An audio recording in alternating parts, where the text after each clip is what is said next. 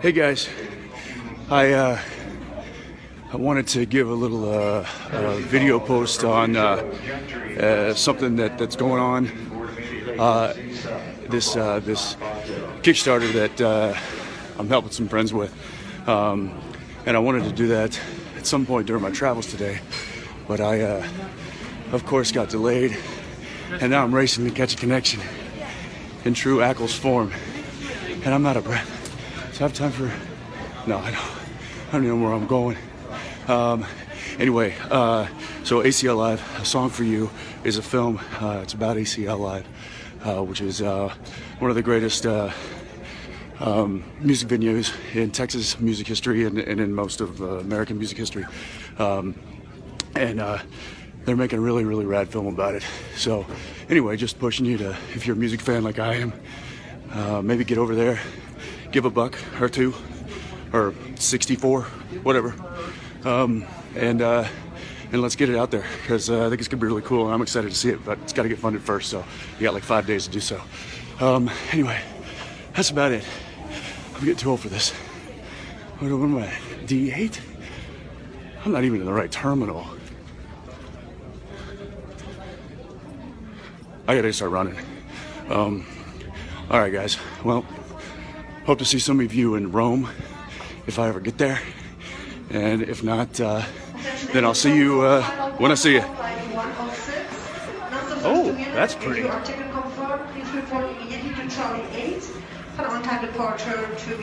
Charlie to Munich. I don't want to go to Munich, not today. Maybe sometime though. That'd be cool. Is it all uphill?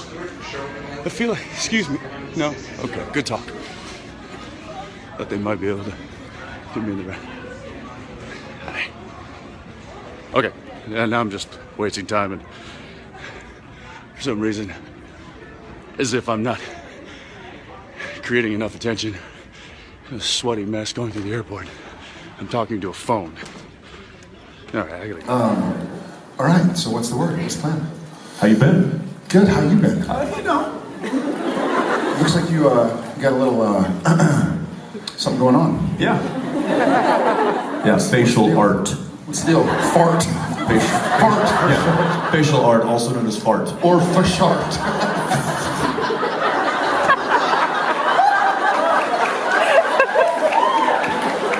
We're both fasharting. You haven't done anything. You just let it. I did cut it. I didn't cut this. I cut my neck. So this is. I didn't cut the hair on my neck. I just cut my neck. Yeah. This is what we love talking about on hiatus. Because we never get to this discussion during the season. When the season's going, we are interesting people. When the season's not going, we're just like home. Uninteresting. Uninteresting. With the kids. Just chasing them and growing beards and getting fat. Look like as a child. My imaginary friend as a child looked a lot like Jensen. Handsome. Devilish charm. Strong jaw. For sharks. Was that what your imaginary friend was? Was it Omni-Man? Well, as I was saying, I didn't really have imaginary friends, but I had a pretty crazy imagination, because I would blend worlds. I would have like my G.I. Joe men and the Army men, and then I would take the Lincoln Logs and build fortresses, and then like have them all destroy each other. Who would win? You can jump in anytime.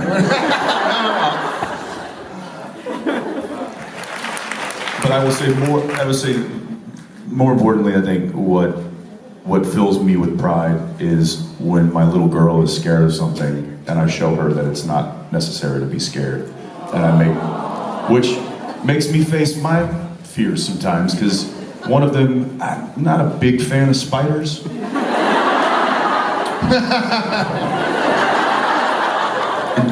And she isn't either. So she comes running into the living room, and I'm sitting there, and she's like, Daddy, a spider. And I'm like, great. Daniel, spider. Yeah. So I immediately pick her up, walk her in there, and it's a big, I mean, it was a big spider, and I was like, look, it's fine, it's fine, it's fine, it's not gonna hurt you, it's right there, look, we'll get it together. And I went and I got some tissue, and I just was like, oh God! But it was after I sat her down and talked to her, I was like, look, it's okay, just come and tell Daddy, you don't have to be scared, I'll get it for you. And then I picked it up with the Kleenex. Had she not been there, I would have just crushed it. I picked it up with the Kleenex, walked it outside, and let it go in the grass. And it turned around and ran right back in. So showing her that she doesn't need to be afraid.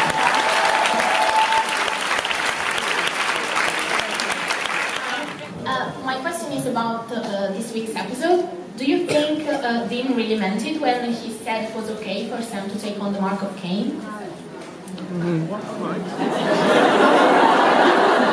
Yeah. Do you think it was okay? Yeah, I mean, I dealt with it. It was fine. Mild side effects. Mild. Sam has Kane's hair, so...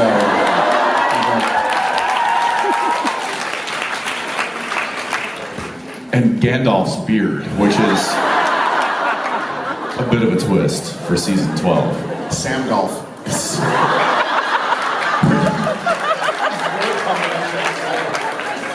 Sam Golf's for short. Yeah, you know, that was it was really kind of glossed over, and the script, you know, that's what it said in the script. And I was like, I feel like there should have been a little bit more of a moment there, or hesitation, or an explanation, or just something. But you know, we didn't have time to waste, so it was kind of one of those, let's stick a pin in this and talk about it later. Whether we do or not, I don't know. I'm not a writer. I don't pretend to be. But I assume that they'll probably dive into that a little bit more in the next season. Okay, thank you very much. I have a challenge. So this season... I'm scared. Yeah, you should be. This season... Or more or less, Jensen should be a bit scared. So Dean finally won rock, paper, scissors this season. Congratulations. So I want to test that. I would do a rock, paper, scissors duel. And if I win, you have to give each other a cupid hug, like squishy hug, lift each other up and shake a little bit. An awkward hug. In order to lift each other up, we'd have to be able to fly. Because you lift me up while I lift you up. Just levitate. We'll just levitate a little bit.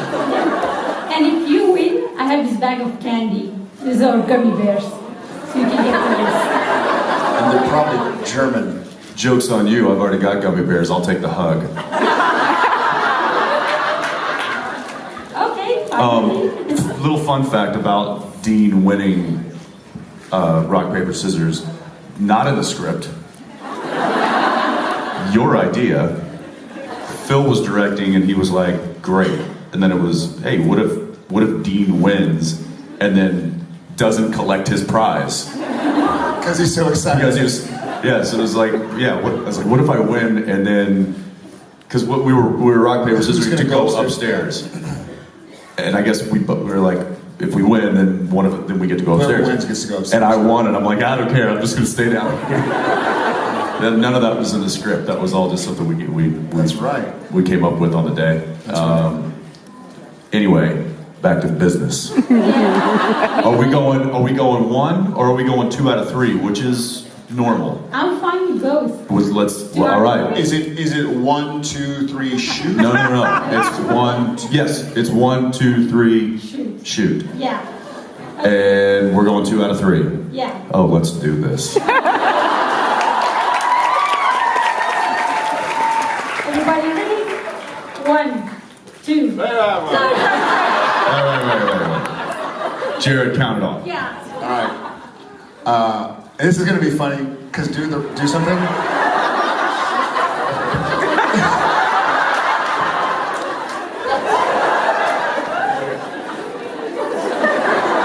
So So this is gonna be funny because the audience is gonna see what you did after you do it. So I'm gonna see you live. All right.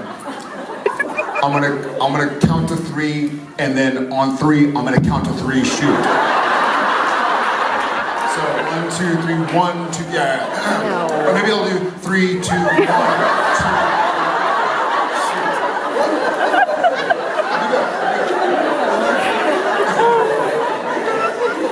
We should go from 4, 3, 2. Sometime today, please. 4, 3, 2, 1, 2, 3, shoot. Ah! Okay. She showed scissors, he showed paper.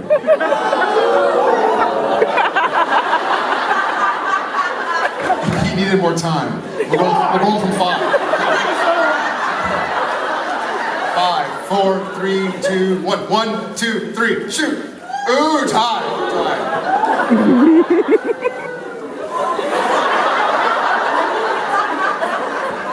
Okay, 5 seems to work, yeah? Okay. 5, 4, 3, 2, 1. 1, 2, 3, shoot! Ah! Come on! 5, 4, 3, 2, 1. 1, 2, 3, shoot!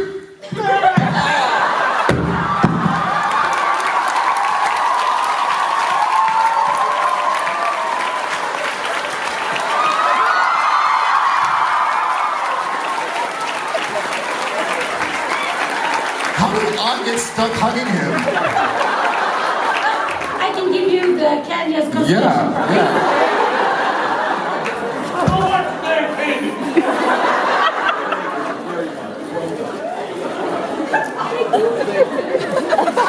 I get the candy as payment for that.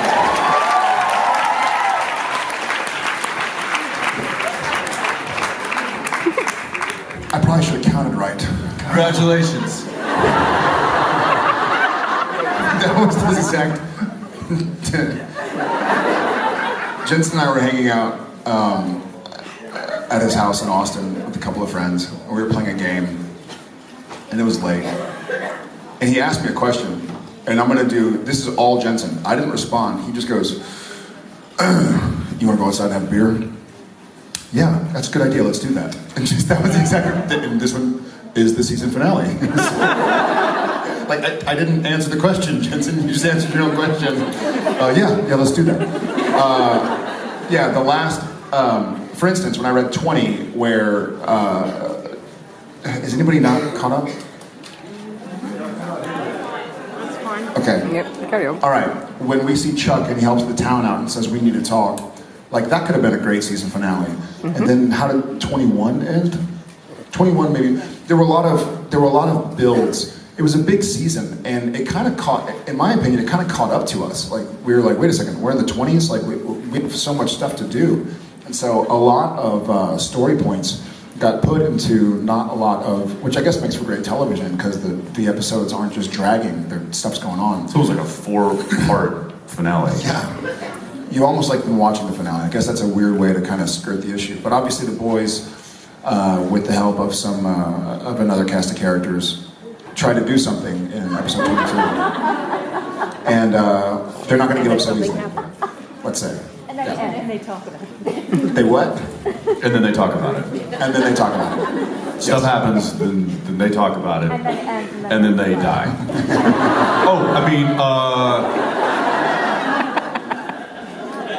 And then they talk about death.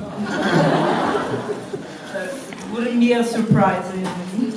It's supernatural. It's surprising. I'll say this: it was written when we knew we had a season 12, so it's kind of written.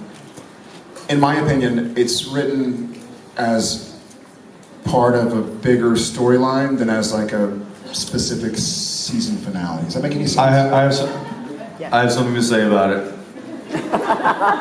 That's it. It's the last show of the season. What? No. In all seriousness, I will say that this particular episode was more of a collaboration from everybody on the show than any other episode you've seen this season. Meaning, he and I got on the phone with Andrew, with the writers, and Bob, and had like a full, hour discussion about story points and dialogue and this and that. Misha did it, Mark did it.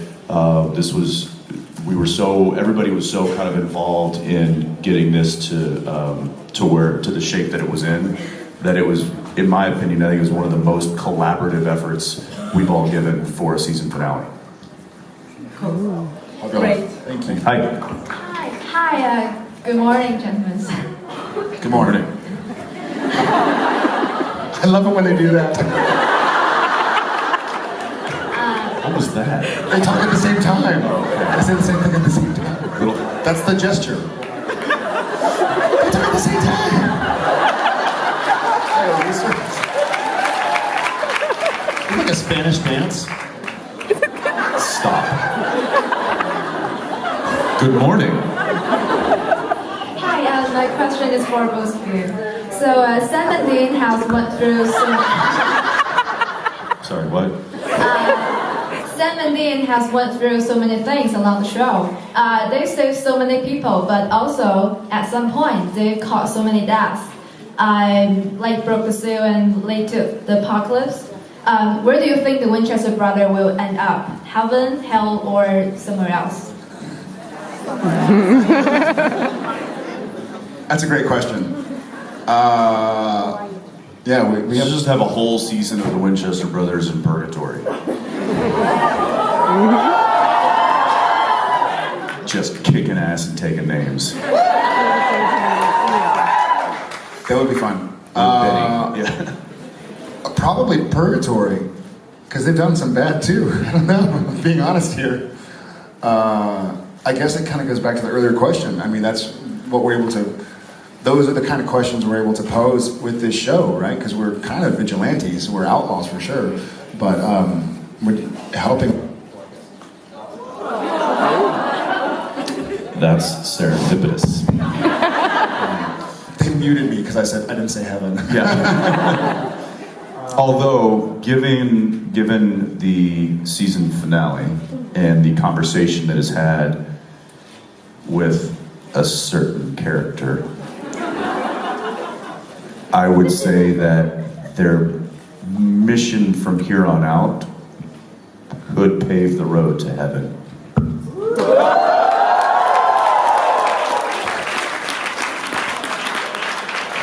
That having been said, it seems like No. We should just leave it.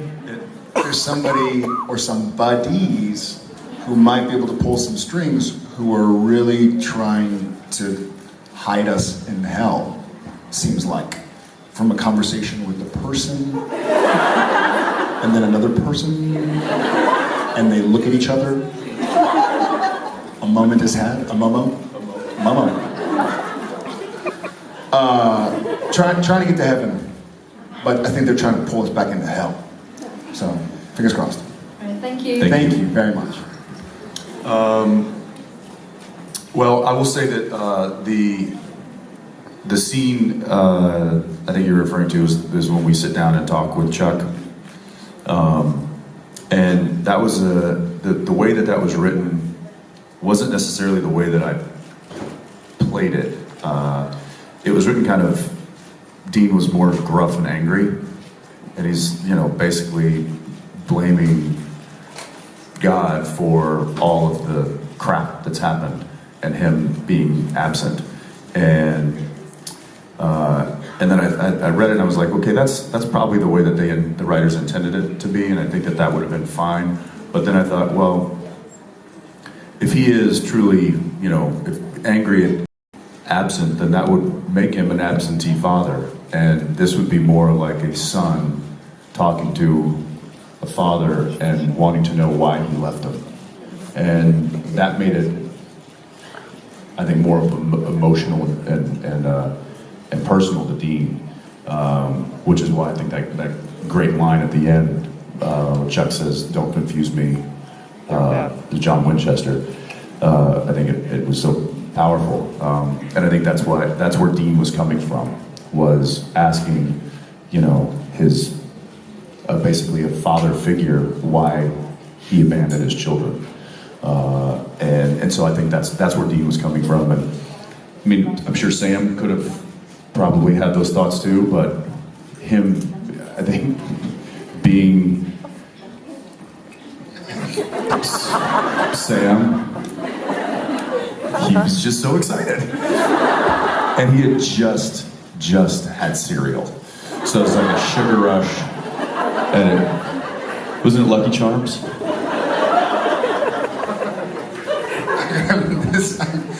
I've had an inner dialogue going on.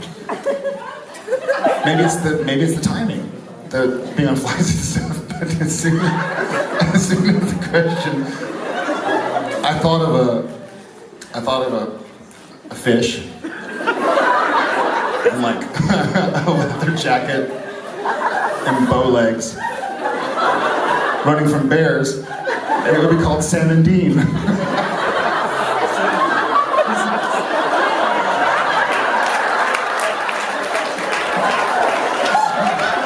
As soon as she said Sam and Dean, I was like... Might help explain why Sam was acting a certain way. Sam and Dean. I'll answer the question, sorry. I think Sam... Why was... Salmon, because it's a salmon. I know, but why are the fish wearing leather jackets? Because that's what Dean does. So it's Salmon Dean. Dean's a salmon.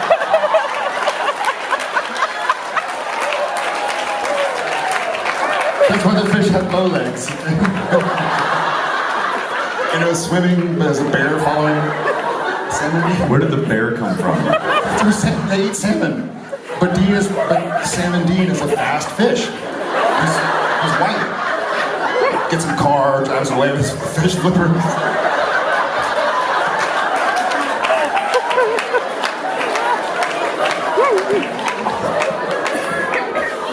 Mi dispiace.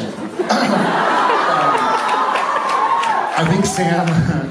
So sorry. Sam has a lot of hope. I think Sam is filled with hope and optimism, and it even goes back to the beginning of the show, in the pilot, where he almost... A big part of him wants to believe that the best is going to happen, even though he's constantly confronted with the worst. I mean, even in the pilot, he's going to school. He knows how he grew up. He knows what's out there, but he's like, you know what? No, things can be better. And he kind of has always had this optimism, which why when you see him break, like in Sacrifice, for me it's heartbreaking, right? Because you're like, Sam is the one who's usually like, Dean, you know, we can fix this and get better. Dean's seemingly more of a realist. And so I think when they meet the creator, those original kind of mindsets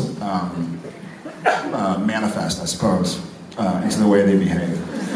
And Sam and Dean is running away from the bear.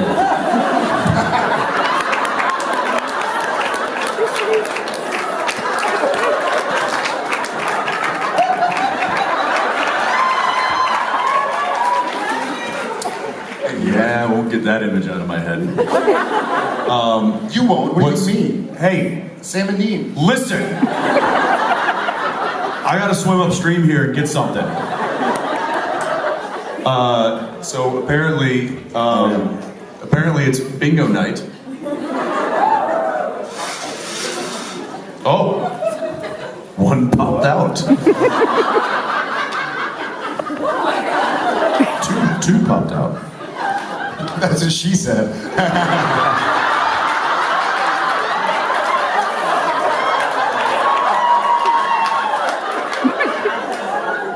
One of the two. You say it. 99.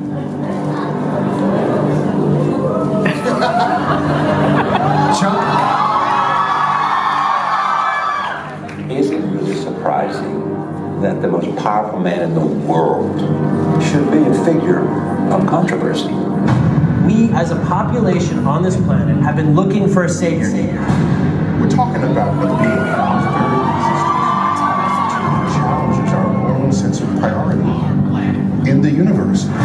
Human beings have a horrible track record of following people with great Power corrupts, and absolute power corrupts absolutely. We know better now, don't we? Devils don't come from hell beneath us. Brother warrior. The world has been so caught up with what he can do that no one has asked what he should do.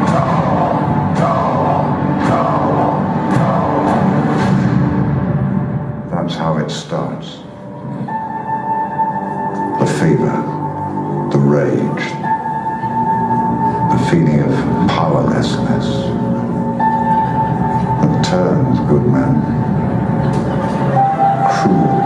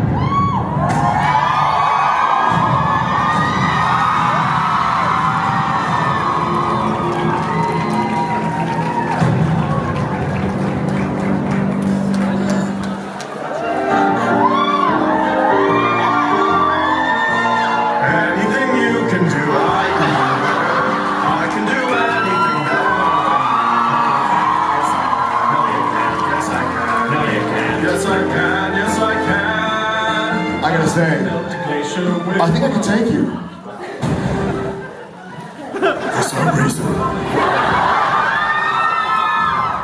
For some reason at supernatural conventions, we like to shamelessly promote other movies. And I don't know why.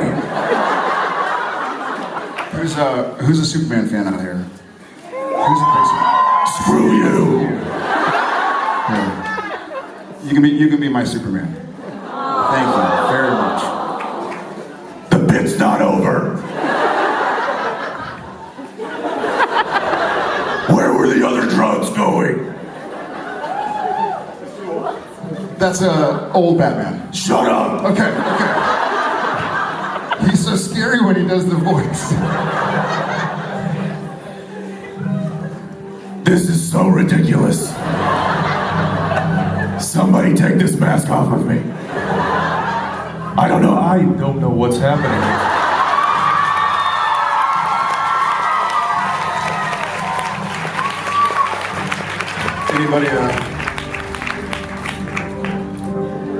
Anybody a Batman fan? There you go. You're welcome. Don't put that on. It does something really weird to you. Just should be a warning label on that thing. Y'all guys rock. Thank y'all very much. I've had some fun today. Okay, y'all. We'll see y'all in a bit. Thank you. Bye. Bye from Sam and Dean.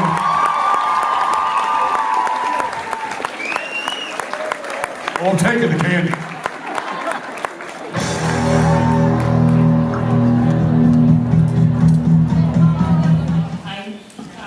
I wanted to ask in both players, first Twix episode, when Dean thought that Sam let air out all of his tires and Sam thought Dean stole his money, that you were wrestling about the money. And I had a very long argument with my 4 years older sister who won this fight. Sam won the fight. Come on. I got 3 inches on the guy, and I'm taller.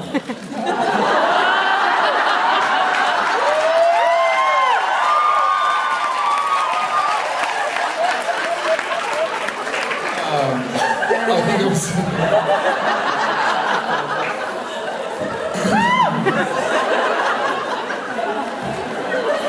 I'm gonna dial it down. I think that was an awesome episode. I will say that the main thing that sticks out to me about that episode is that Richard Spade, it was written as an episode where there was supposed to be a trickster character that you see and you never see again. Like, that was it. But he was so awesome that they ended up writing him back into the show, obviously as an archangel, and then bring him back as a director, and now he is the Richard Spade that we know and love today, all of us. So, like, go Tall Tales. But I think if that imaginary fight about money existed, I'd have to go Sam, because I outweigh him, and I'm younger. So I think I heal. Thank you so much. And I love the outfit. Yeah, thank you. I don't think that the Mark of Cain will affect him, but I do think that his psychic powers, me personally, I think that his powers that he had will always be there. I don't know, what do you guys think? Yeah. Because that's something that he had from childhood. He didn't know they were dormant, and they were reawakened. I feel like the psychic powers, they almost happened, but if they had come to fruition, if they had completed, then he would have been able to back out of them. So I don't think the Mark of Cain will do much, but I do think that he has some cool psychic powers that I hope that we re-explore. Do you think we're gonna see that? I hope. Yeah, good. Thank you. Of course, Kylo Ren. Thank you. You got it. Hi. Hi. My question is about Sam. Because of the whole helping Lucifer thing, I find it kind of weird. Like, I don't know, will Sam's pain ever get addressed? Like, he was abused for like, I don't know, 1,000 years or more, and now he has to help Lucifer. Like, how does he feel, and how did you feel? I don't know, knowing that doesn't really get acknowledged?